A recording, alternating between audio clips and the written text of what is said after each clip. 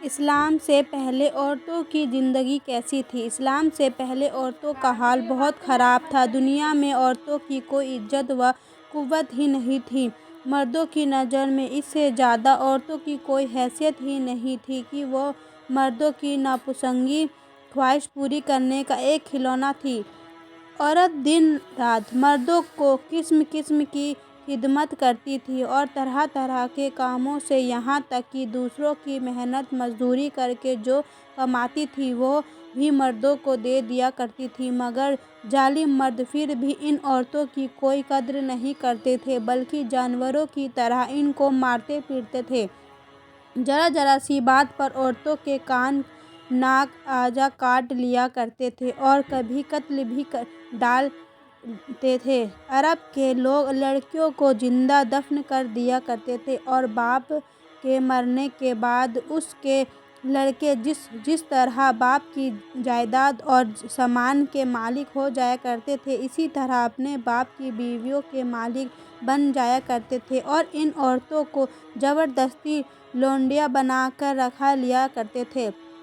عورتوں کو ان کے ماں باپ، بھائی بہن یا شوہر کی وراثت میں سے کوئی حصہ نہیں ملتا تھا، نہ عورتیں کسی چیز کی مالک ہوا کرتی تھیں۔ عرب کے بعض قبائلوں میں یہ ظالمانہ دستور تھا کہ بیوہ ہو جانے کے بعد عورتوں کو گھر سے باہر نکال کر ایک چھوٹے سے تنگ و تاریک جھونپڑے میں 1 سال تک قید میں رکھا جاتا تھا۔ وہ جھونپڑے سے باہر نہیں نکل سکتی تھیں، نہ غسل کرتی تھیں، نہ کپڑے بدل سکتی تھیں۔ کھانا پانی اور اپنی ساری ضرورتیں اسی جھونپڑے میں پوری کرتی تھیں۔ بہت سی عورتیں تو گھٹ گھٹ کر مر جاتی تھیں اور جو زندہ بچ جاتی تھیں تو 1 سال کے بعد ان کے آنچل میں اونٹ کی مینگنیاں ڈال دی جاتی تھیں اور ان کو مجبور کیا جاتا تھا کہ وہ کسی جانور کے بدن سے اپنے بدن کو رگڑیں، پھر سارے شہر کا اسی گندے لباس میں چکر لگائیں اور ادھر ادھر اونٹ کی مینگنیاں پھینکتی ہوئی چلتی رہیں۔ یہ اس بات کا اعلان ہوتا ہے کہ ان عورتوں کی عزت ختم ہو گئی۔ اسی طرح کی دوسری بھی طرح طرح کی خراب اور تکلیف دہ رسمیں بھی تھیں جو غریب عورتوں کے لیے مصیبتوں اور بلاؤں کا پہاڑ بنی ہوئی تھیں، اور بیچاری مصیبت کی ماری عورتیں گھٹ گھٹ کر رو رو کر اپنی زندگی کے دن گزارتی تھیں۔ ہندوستان میں تو بیوہ عورتوں کے ساتھ ایسے دردناک ظالمانہ سلوک کیے جاتے تھے کہ جن کو سوچ سوچ کر کلیجہ منہ کو آ جاتا ہے۔ ہندو دھرم میں ہر عورت کے لیے فرض تھا کہ وہ زندگی بھر قسم قسم کی خدمتیں کرے، پتی پوجا کرتی رہے اور شوہر کی موت کے بعد اس کی چتا کی آگ کے شعلوں پر زندہ لیٹ کر ستیہ ہو جائے، یعنی شوہر کی لاش کے ساتھ زندہ عورت بھی جل کر راکھ ہو جائے۔ گجر پوری دنیا میں وہ بے رحم اور ظالم مرد عورتوں پر ایسے ظلم و ستم کے پہاڑ توڑتے تھے کہ ان ظالموں کی داستان سن سن کر ایک دردمند انسان کے سینے میں رنج و غم سے دل ٹکڑے ٹکڑے ہو جاتے ہیں۔ ان مظلوم اور بے بس عورتوں کی مجبوری و لاچاری کا یہ عالم تھا کہ سماج میں نہ تو عورتوں کے کوئی حقوق تھے، نہ ان کو مظلومیت پر داد و فریاد کے لیے کسی قانون کا کوئی سہارا تھا۔ ہزاروں برس تک یہ ظلم و ستم کی ماری دکھیاری عورتیں اپنی اس بے بسی اور لاچاری پر روتی بلاتی اور آنسو بہاتی رہیں، مگر دنیا میں کوئی بھی ان عورتوں کے زخموں پر مرہم لگانے والا اور ان پر مظلومیت کے آنسوؤں کو پوچھنے والا دور دور تک نظر نہیں آتا تھا، نہ دنیا میں کوئی بھی ان دکھ درد کی فریاد سننے والا تھا۔ کسی کے دل میں ان عورتوں کے لیے بال برابر بھی رحم و کرم کا کوئی جذبہ تھا۔ عورتوں کے اس حال و زار پر انسانیت رنج و غم سے بے چین اور بے قرار بھی تھی، مگر اس کے لیے اس کے سوا کوئی چارہ کار نہیں تھا کہ وہ رحمت خداوندی کا انتظار کرے کہ غیب سے کوئی ایسا سامان پیدا فرما دے کہ اچانک ساری دنیا میں ایک انوکھا انقلاب نمودار ہو جائے اور لاچار عورتوں کا سارا دکھ درد دور ہو جائے۔ کر ان کا بیڑا پار ہو جائے۔ چنانچہ رحمت کا افطار طلوع ہو گیا تو ساری دنیا میں اچانک یہ محسوس کیا گیا کہ جہاں تاریکی تھا، ظلم تھا، قحط تھا، سخت کال تھا، کوئی پردے سے کیا نکلا کہ گھر گھر میں اجالا تھا۔ اور اسلام کے بعد جب ہمارے رسول رحمت حضور محمد مصطفیٰ خدا کی طرف سے دین اسلام لے کر تشریف لائے تو دنیا بھر کی ستائی ہوئی عورتوں کی قسمت کا ستارہ چمک اٹھا اور اسلام کی بدولت ظالم مردوں کے ظلم و ستم سے کچلی اور روندی ہوئی عورتوں کا درجہ اس قدر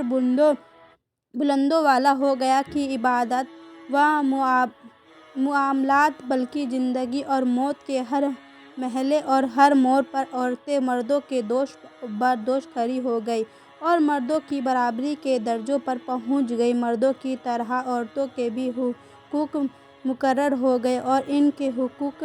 کی حفاظت کے لیے خداوندی قانون آسمان سے نازل ہو گئے اور ان کے حقوق دلانے کے لیے اسلامی قانون کی تحت میں عدالتیں قائم ہو گئیں، عورتوں کو مالکانہ حقوق حاصل ہو گئے۔ چنانچہ عورتیں اپنے مہر کی رقموں، اپنی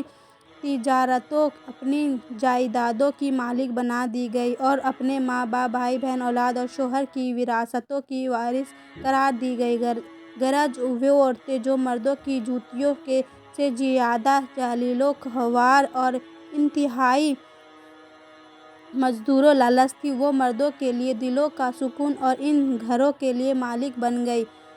قرآن مجید میں صاف صاف لفظوں میں اعلان فرما دیا کہ اللہ نے تمہارے لیے تمہارے جسم سے بیویاں پیدا کر دیں تاکہ تمہیں ان سے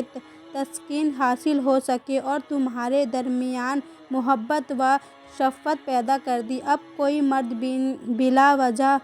عورت کو مار پیٹ سکتا ہے، نہ ان کو گھروں سے نکال سکتا ہے اور نہ کوئی ان کے مال و اموال یا جائیدادوں کو چھین سکتا ہے، بلکہ ہر مرد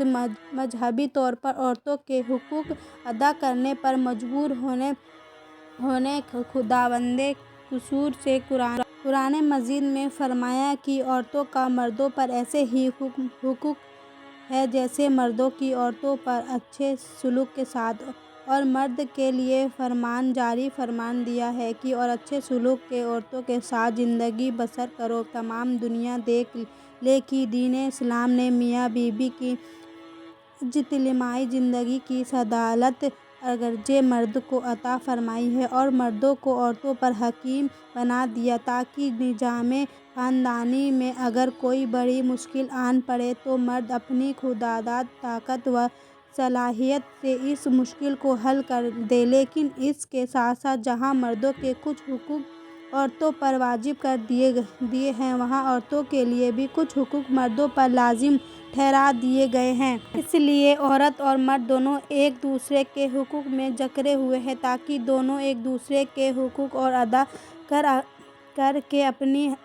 اجتماعی زندگی کو شادمانی و مسرت کی جنت بنا دیں اور نفاق و شقاق اور لڑائی جھگڑوں و جہنم سے ہمیشہ کے لیے آزاد ہو جائیں۔ عورتوں کو درجات و مراتب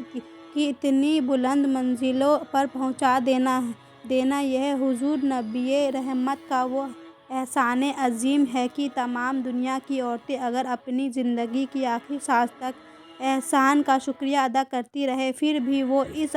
عظیم الشان احسان کی شکر گزاری کے فرض سے سبکدوش نہیں ہو سکتی۔ تمام دنیا کے محسنین اعظم حضور نبی اکرم کی شان رحمت کا کیا کہنا۔